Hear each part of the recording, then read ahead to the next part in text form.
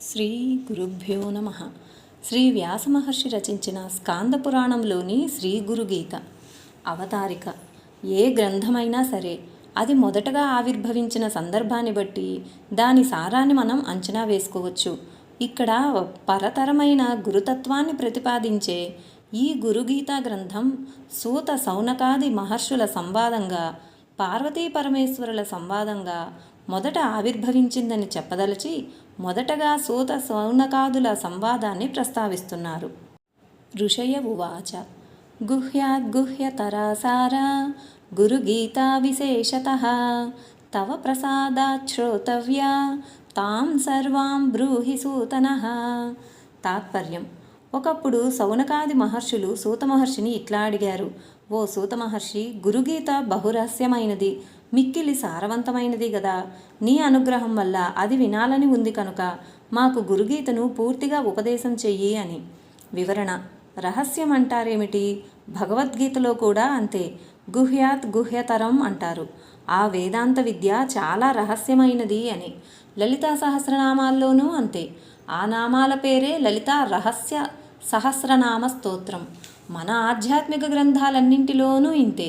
రహస్యం రహస్యం అంటారు. అంటే ఎవరికీ చెప్పకుండా దాచుకోవాలని మహర్షుల అభిప్రాయమా? ఇదేమైనా వ్యాపార రహస్యమా? కానే కాదు. రహస్యం అంటే అసలైన రహస్యం భగవంతుడే. ఆ భగవంతుడి తత్వం ఇక్కడ సంపూర్ణంగా చెప్పారు అని మాత్రమే దాని భావం. సూత ఉవాచ 2. కైలాస శిఖరే రమ్యే భక్తానుగ్రహ తత్పరం ప్రణమ్య పార్వతీ భక్త్యా శంకరం పరిపృచ్ఛతి. తాత్పర్యం: అది విని ఉత్తమార్హత గల ఆ మునీశ్వరులకు గురుగీత ఉపదేశించే సదవకాశం కలిగింది కదా అని సంతోషించి ఆ సూత మహాముని ఇలా అన్నాడు: మహర్షులారా, అందమైన కైలాస శిఖరం మీద భక్తులను అనుగ్రహించదలచియున్న శంకరుని చూచి భక్తితో నమస్కరించి ఒకనాడు పార్వతీదేవి ఇలా ప్రశ్నించింది. వివరణ: మహర్షులు గురుగీత ఉపదేశించమనగానే వెంటనే మొదలు పెట్టక ఈ కథ ఎత్తుకున్నారేమిటి అంటే, సూత మహాముని ముందుగా ఈ గురుగీత మహామంత్రానికి గురు పరంపరను ధ్యానిస్తున్నారన్నమాట. ఈ విధంగా గురుధ్యానం చేసినట్లయింది. ఈ గురుగీత ఎంత మహత్తరమైన స్థానంలో పుట్టిందో చెప్పటం వల్ల ఇదెంత గొప్ప మహిమగలదో కూడా సూచించడమూ అవుతుంది. అమ్మవారు పూర్వం హయగ్రీవుడికి శ్రీ విద్యోపదేశం ఎలా చేసిందో అలాగే శివుడు అమ్మవారికి గురుతత్వోపదేశం చేశాడన్నమాట. పార్వత్యువాచ 3. నమస్తే దేవదేవేశ పరాత్పర జగద్గురో సదాశివ మహాదేవ గురుదీక్షాం ప్రయచ్ఛ మే. తాత్పర్యం: జగన్మాత పార్వతీదేవి అంటున్నది: ఓ దేవదేవా, ఈశా, పరాత్పర, జగద్గురు, సదాశివ, మహాదేవ, నీకు నమస్కారం. నాకు గురుదీక్షను అనుగ్రహించు. 4. భగవన్ సర్వధర్మజ్ఞ వ్రతానాముత్తమోత్తమం బ్రూహి మే కృపయా శంభో గురు మహాత్మ్యమద్భుతం. తాత్పర్యము: ఓ భగవాన్, నీకు ధర్మాలన్నీ తెలుసు, అందరికీ సుఖాన్నిస్తావు నువ్వు, అందుకనే నిన్ను శంభువు అంటారు. కనుక వ్రతాల్లో కల్లా ఉత్తమమైన వ్రతాన్ని నాకు ఉపదేశించు. అంతులేని కృపతో నాకు అత్యాశ్చర్యకరమైన గురుతత్వాన్ని బోధించు. వివరణ: ఇది అమ్మవారి ప్రశ్న. అంటే అన్నిటికన్నా శక్తి అయ్యింది ఏది అని అడుగుతోందన్నమాట అమ్మగారు. అయితే శక్తుల్లో తేడాలుంటాయా? శక్తి ప్రవహించే దారుల్లో పెద్ద చిన్నాలుంటాయేమో కానీ శక్తులలో చిన్న శక్తి పెద్ద శక్తి అని ఉంటాయా? ఉండవు. శక్తి అంతా ఒకటే. అదే అసలు సత్యం. కానీ లోక వ్యవహారంలో చూస్తే శక్తులన్నీ స్వార్థాన్ని సాధించుకునేందుకో ఇతరులను హింసించేందుకో మాత్రమే ఉపకరిస్తున్నాయి. సాత్వికమైన ఆహారం తీసుకుంటే వారు కొంత సాత్వికంగా ఉంటారు. ఉదాహరణకు ఏనుగు సాత్వికమైన ఆహారం తీసుకుంటుంది, దాని పనులు సాత్వికంగా ఉంటాయి. అంటే దాని శక్తి సాత్వికంగా ఉపయోగపడుతోందన్నమాట. మరి పులిని చూడండి, దాని ఆహారము క్రూరమే, దాని సంపాదన క్రూరమే. అందుకనే దాని శక్తి అంతా క్రూరంగా ఎదుటివారిని హింసించేందుకే ఉపయోగపడుతుంది. ఈ రెండింటిలో ఏది తన శక్తిని మరొకదానికి పంచలేదు. లోకంలో అన్ని జీవుల శక్తి ఇంతే, దేవతల శక్తి కూడా ఇంతే అని చెప్పొచ్చు. ఎందుకంటే ఒకవేళ వాళ్ళు తమ శక్తిని ఇతరులకు ఒకప్పుడు పంచి ఇచ్చినా ఏదో విధమైన స్వార్థంతోనే ఆ పని చేస్తారు. కనుక అది పంచివ్వటమే కాదు, ఈ రూపంగా వాళ్ళు తమ పని చేయించుకుంటున్నారన్నమాట. ఏదో రకమైన స్వార్థ స్పర్శ ఉంది గనుక ఈ శక్తులేవి ఉత్తమ శక్తులు అనరాదు. సంపూర్ణమైన నిస్వార్థ బుద్ధితో, నిష్కల్మషమైన కరుణతో తన శక్తినంతటినీ పంచి ఇవ్వగల శక్తి ఒక్క సద్గురువుకే ఉంది కనుక ఆ శక్తే ఉత్తమ శక్తి. ఆ ఉత్తమ శక్తి రూపమైన గురుతత్వాన్ని ఉపదేశించమని శ్లోకం మొదటి భాగంలో అడిగింది అమ్మవారు. దాన్నే మరింత స్పష్టంగా అడిగేసింది శ్లోకంలోని రెండవ భాగంలో, గురుతత్వాన్ని బోధించు అని. అవతారిక ఆ సద్గురు అనుగ్రహం వల్ల తను సాధించదలుచుకున్న లక్ష్యాన్ని కూడా వివరిస్తోంది అమ్మవారు. 5వ శ్లోకం. కేన మార్గేణ భోస్వామిన్ దేహి బ్రహ్మమయో భవేత్ కురుమేనుగ్రహం దేవా నమామి చరణౌ తవా. తాత్పర్యం. స్వామి, దేహధారి అయిన మానవుడు బ్రహ్మమయుడు కాగల మార్గమేది? దేవా, నీ పాదపద్మాలకు మొక్కుతాను, నన్ను అనుగ్రహించు. వివరణ. ఓ స్వామి, ఎందుకొచ్చిందో ఈ దేహం వచ్చింది మాకు. దేహం అంటే ఏమిటి?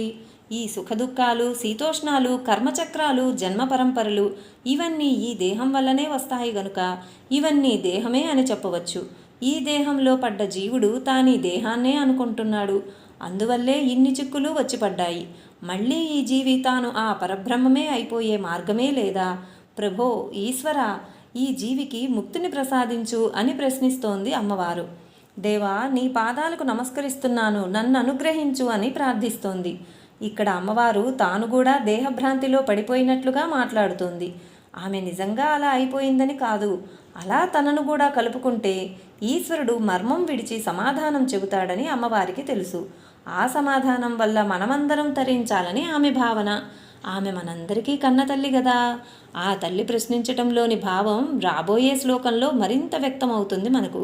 ఈ విధంగా తన ప్రశ్నను ముగించింది పార్వతీదేవి. ప్రశ్నలో తన వినయాన్ని, ఆర్తిని చూపింది. తన లక్ష్యమేమిటో చెప్పింది. తనకు కావలసిందేమిటో స్పష్టంగా కోరింది. మొత్తం మీద ఉత్తమ అర్హత గల శిష్య లక్షణాలను మనకు ప్రదర్శిస్తోంది ఆ తల్లి. అవతారిక. ఇక శంకరుడు సమాధానం చెబుతున్నాడు. ఈశ్వర ఉవాచ. 6వ శ్లోకం. మమ రూపాసి దేవీ త్వం త్వద్భక్త్యా తద్వదామ్యహం లోకోపకారకః ప్రశ్న కృతః కేనాపి నో పురా.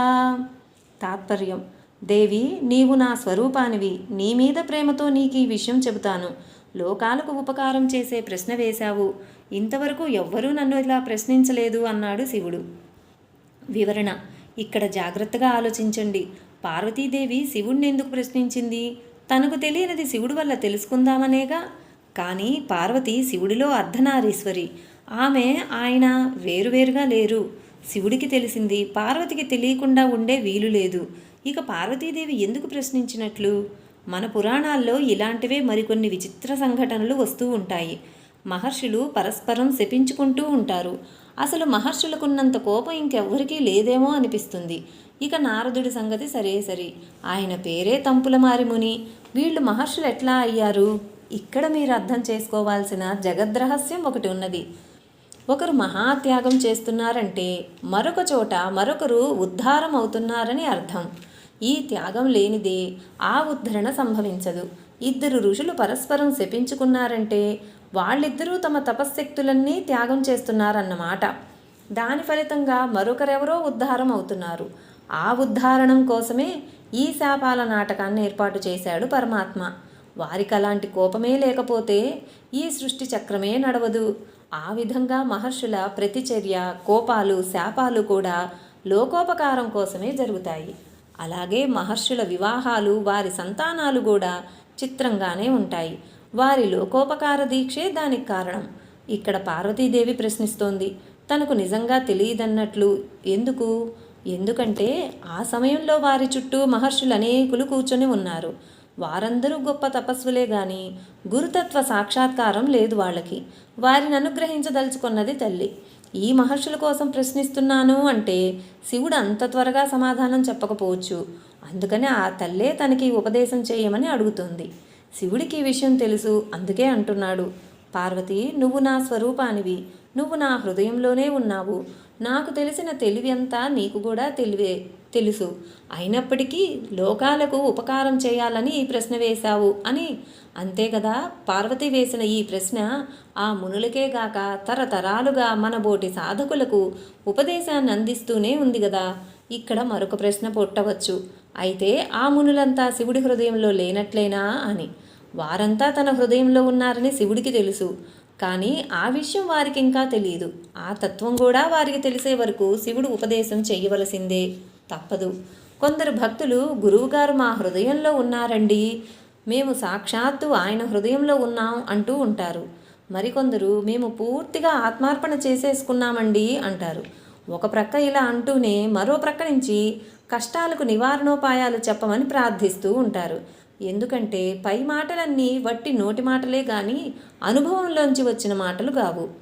ఏదో రవ్వంత ధ్యానిస్తే, కొంత దానం చేస్తే అది ఆత్మార్పణ కాదు. నీ చింతలు, ఆలోచనలు, కోరికలు అన్నీ సర్వాత్మన స్వామికి అర్పణ చేస్తేనే అది ఆత్మార్పణ. కొందరికి గురువు దగ్గరకు పోవటం, వారికి సేవ చేయటం ఇత్యాదులంటే చచ్చెంత సోమరితనం. అందుకని ఆ పనులు తప్పించుకునేందుకు స్వామివారు నా హృదయంలోనే ఉన్నారంటారు. నిజంగా స్వామివారు నీ హృదయంలో ఉన్ననాడు నీకిక కోరడానికి ఏమీ కోరికే దొరకదు. స్వామి నా హృదయంలో ఉన్నాడని చెప్పను కూడా చెప్పలేవు. నీ సోమరితనాన్ని నువ్వు సమర్థించుకోవటం కుదరదు. నీకు శరీరం ఉంది, నీ గురువు కూడా శరీరధారి అయి ఉన్నారు. కనుక నువ్వు అవశ్యంగా ప్రత్యక్ష సేవ చేసుకోవాల్సిందే. నువ్వు గురువు ఒకటే అన్న అద్వైత జ్ఞానం సిద్ధించేంత వరకు ఈ క్రమం తప్పటానికి వీలు లేదు. అందుకనే ఆ మునుల కోసమై, అంటే ఆ మునులకందరికీ తాము శివులమే అన్న తెలివి కలిగేందుకోసమై పార్వతీదేవి శివుని ప్రశ్నిస్తోంది గనుక తాను ముందుగా శివుడికి నమస్కరించింది.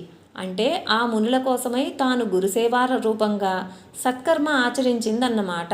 ఇక్కడ గురువెవరు పార్వతికి? నిజానికి స్త్రీలకు భర్తే గురువు. అతని దగ్గరే వాళ్ళు ఉపదేశం పొందాలి.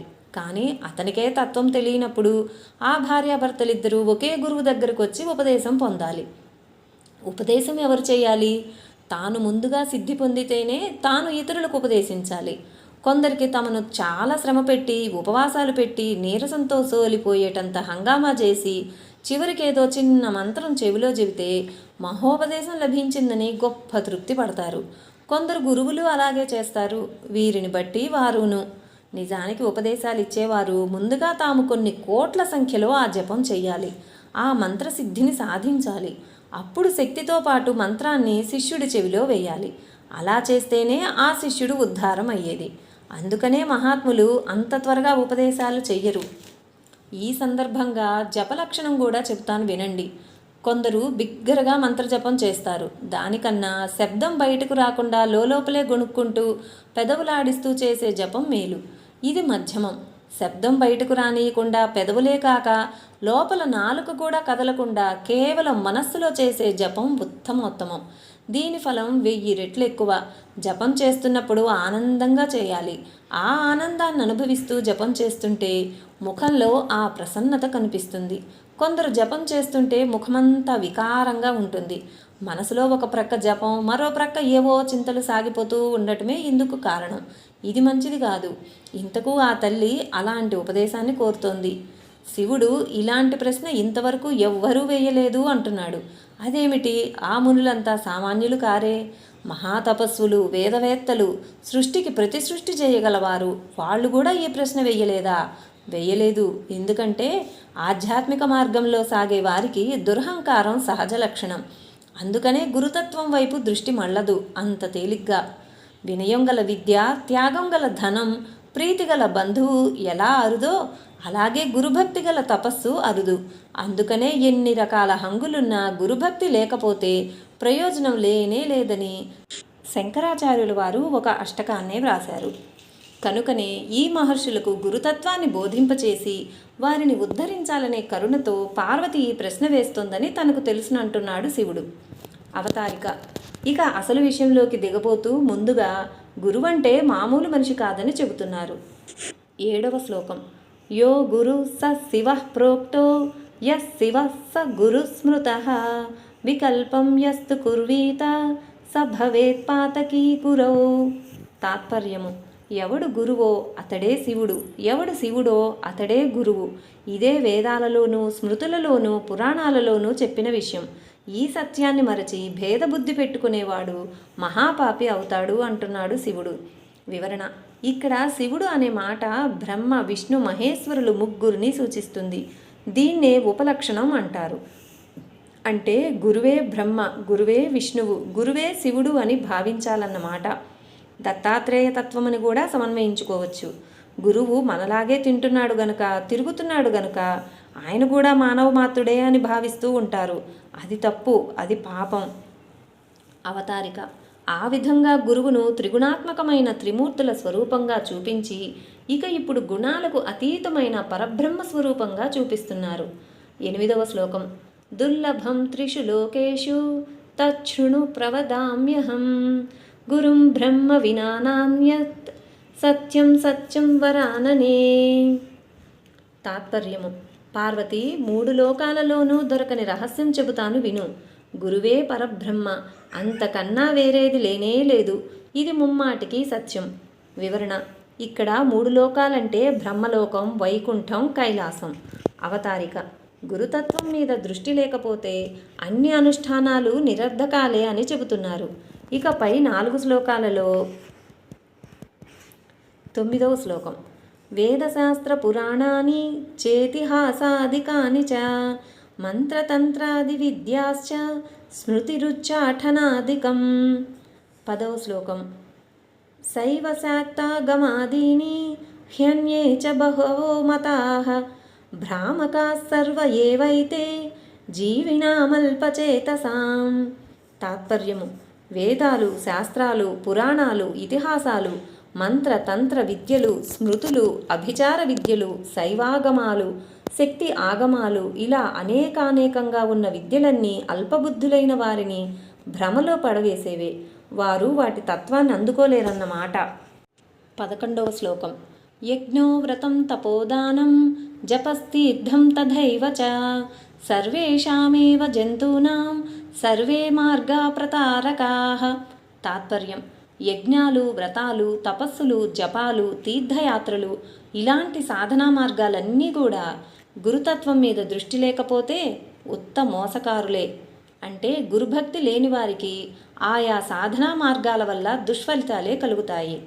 12వ శ్లోకం: జపస్తపోవ్రతం తీర్థం యజ్ఞోదానం తథైవ చ గురుతత్వమవిజ్ఞాయ సర్వం వ్యర్థం భవేత్ ప్రియే. తాత్పర్యం: పార్వతి, గురుతత్వాన్ని తెలుసుకోకపోతే ఆ జపతపాదులన్నీ నిరర్ధకాలే అవుతాయి. వివరణ: నేను విద్యావంతుణ్ణి అని మనలో మనం అనుకుంటూ ఉంటాం. అంటే నేను సైంటిస్టుననో, నేను వేదశాస్త్రాలు చదివాననో, నేను కవిననో, కళాకారుణ్ణనో మన అభిప్రాయం.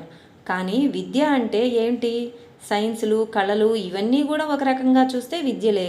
అలాగే వేదశాస్త్ర పురాణాలు కూడా మరో రకం విద్యలే. కానీ ఈ సైన్సులు మొదలైనవి మన కళ్ళను, మనస్సును బయటకు బహుదూరాలకు ప్రసరింపజేసి బయట ఉన్న వస్తువుల గురించి తెలియజేస్తాయే గాని నీలోనే ఉన్న నిన్ను గూర్చి తెలియజేయలేవు. సరిగదా?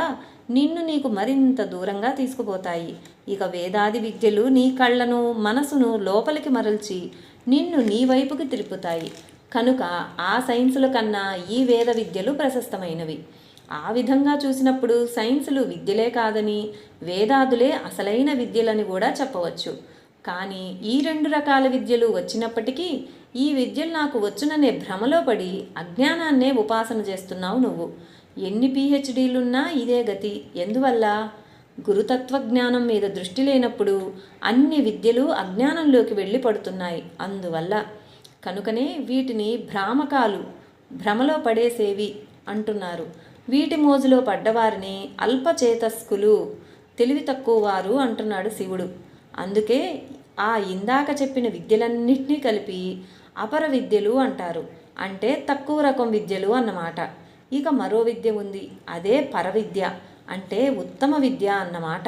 అది గురుతత్వ దర్శనంలో నుంచి మాత్రమే మనకు లభిస్తుంది. ఇక వేద విద్యలు నేర్చిన వారిలో అనుష్ఠాన పరులు కొందరు ఉన్నారు. అనుష్ఠానం అంటే ఏమిటి? యజ్ఞాలు, దానాలు, మానవ సేవలు, పూజలు, వ్రతాలు, తీర్థయాత్రలు, జపతపాలు ఇవన్నీ అనుష్ఠానాలే. ఈ అనుష్ఠాన పరులు తాము సత్ప్రవర్తన కలవారై 10 మందికి మార్గదర్శకులై గురువులుగా కూడా ఉండవచ్చు. వాళ్ళ వల్ల కొంత పరోపకారం జరుగుతూ ఉండవచ్చు కూడా.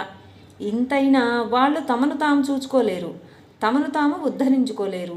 ఇందుకోసం వాళ్ళు గురువును ఆశ్రయించక తప్పదు. అలా గురుతత్వంతో కలవని అనుష్ఠానాలు ప్రతారకాహ మోసకారులు అంటున్నాడు. అంటే పరతత్వం దగ్గరకు చేర్చలేవన్నమాట.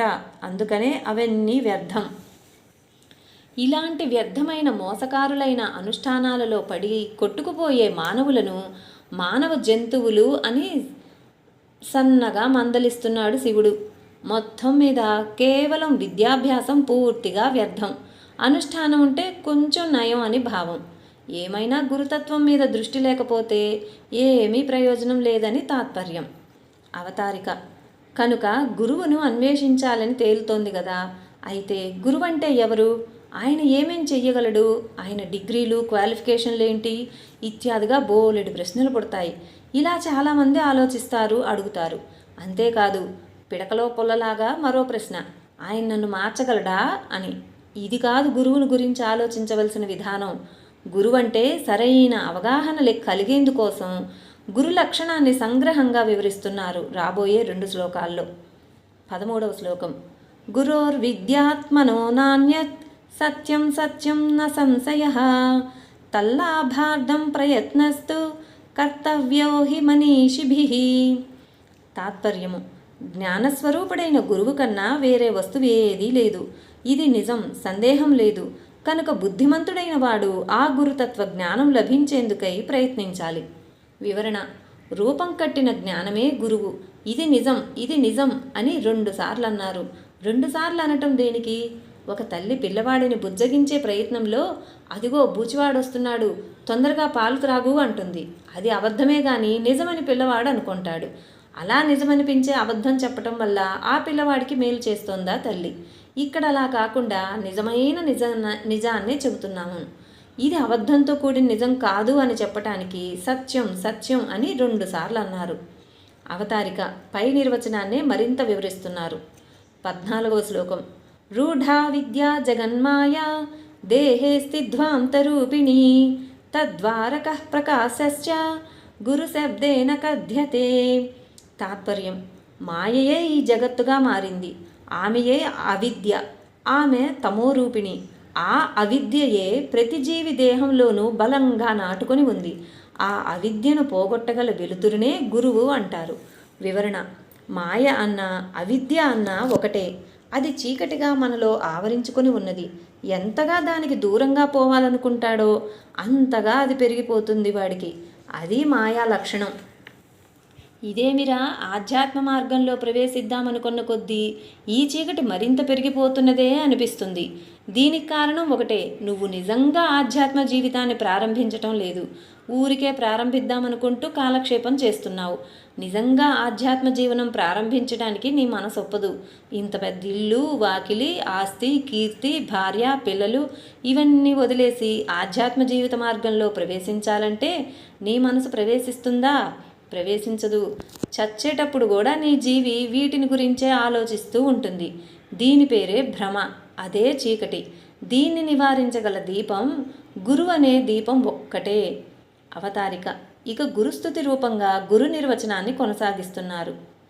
యదం ఘ్రికమల ద్వంద్వం ద్వంద్వతాప నివారకం తారకం భవ సింధోశ్చ తం గురుం ప్రణమామ్యహం.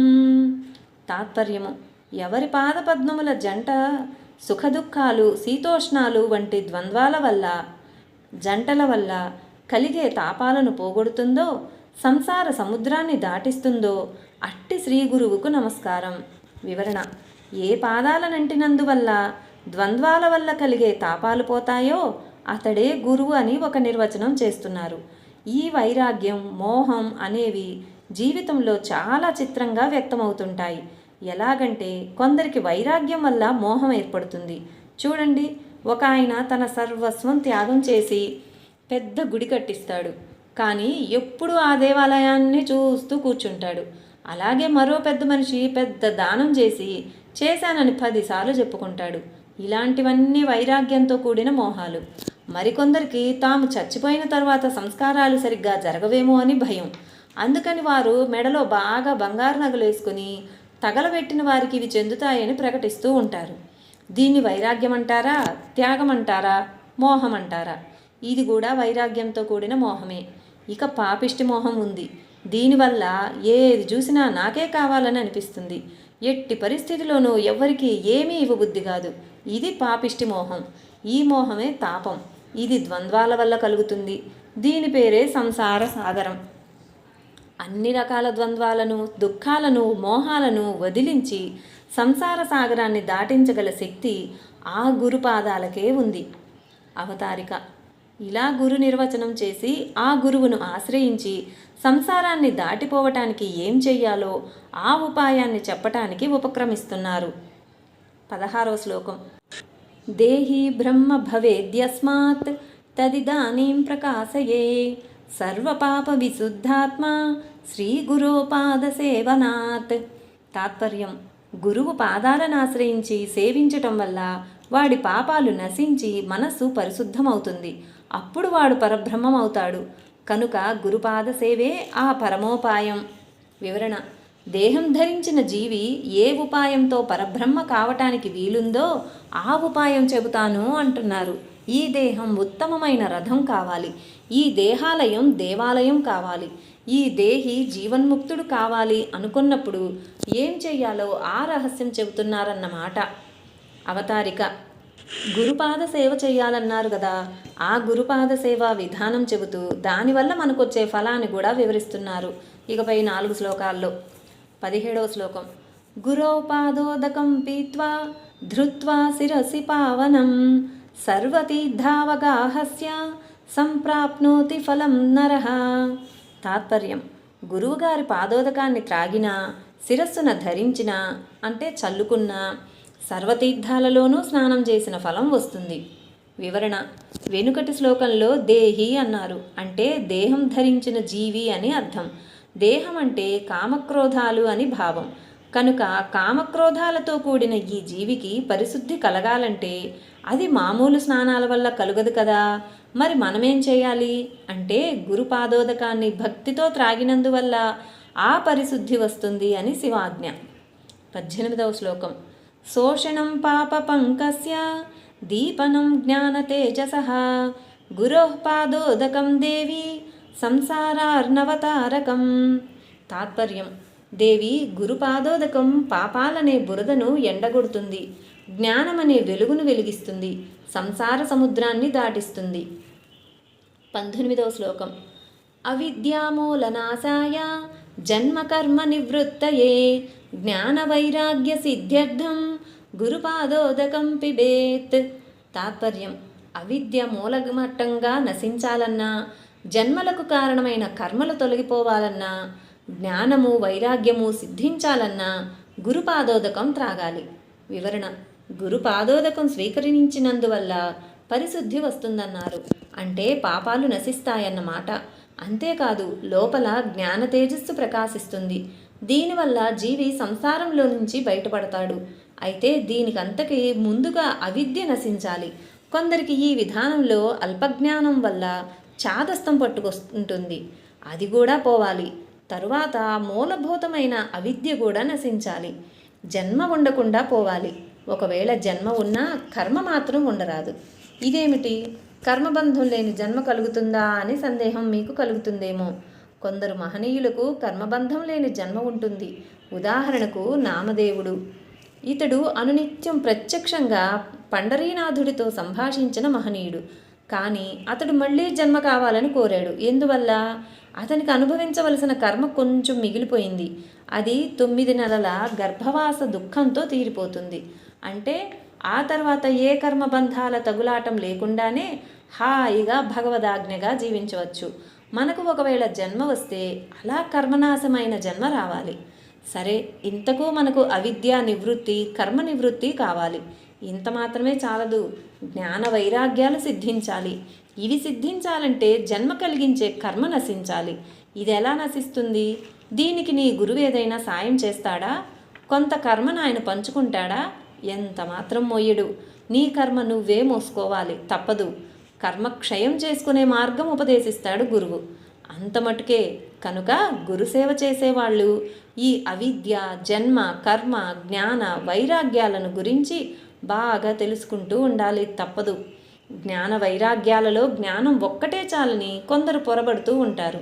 కానీ వైరాగ్యం లేని జ్ఞానం వ్యర్థమని గ్రహించాలి. గురుపాదోదకాన్ని సంపూర్ణమైన ఆత్మార్పణ భావంతో స్వీకరించిన నాడు ఇవన్నీ మీకు సిద్ధిస్తాయి. అవతారిక: గురువు కర్మక్షయం చేసుకునే మార్గం ఉపదేశిస్తాడు అన్నారు కదా, అదే ఉపదేశిస్తున్నారు. 20వ శ్లోకం. గురుపాదోదకం పానం గురోరుచ్ఛిష్ట భోజనం గురుమూర్తే సదా ధ్యానం గురుస్తోత్రం పరో జపః. తాత్పర్యం: గురు పాదోదకమే నీకు పానీయం కావాలి. ఇది చెప్పిన మాటే, అంత మాత్రమే చాలదు, మరికొంత చెయ్యాలి అంటున్నారు. గురువుగారి ఉచ్ఛిష్టమే నీకు భోజనం కావాలి అంటే భావనామయంగా నీ అన్నపానాలను గురుప్రసాదంగా తీసుకుంటున్నాను అని నిత్యం భావించటం నేర్చుకోవాలన్నమాట. ఇది కూడా చాలదు, నిరంతరంగా సర్వకాల సర్వావస్థల్లోనూ గురుమూర్తిని ధ్యానించాలి. గురు స్తోత్రమే ఉత్తమ జపంగా ఆచరించాలి. ఈ రోజుకు ఇంతటితో సరి. మళ్ళీ కలుద్దాం.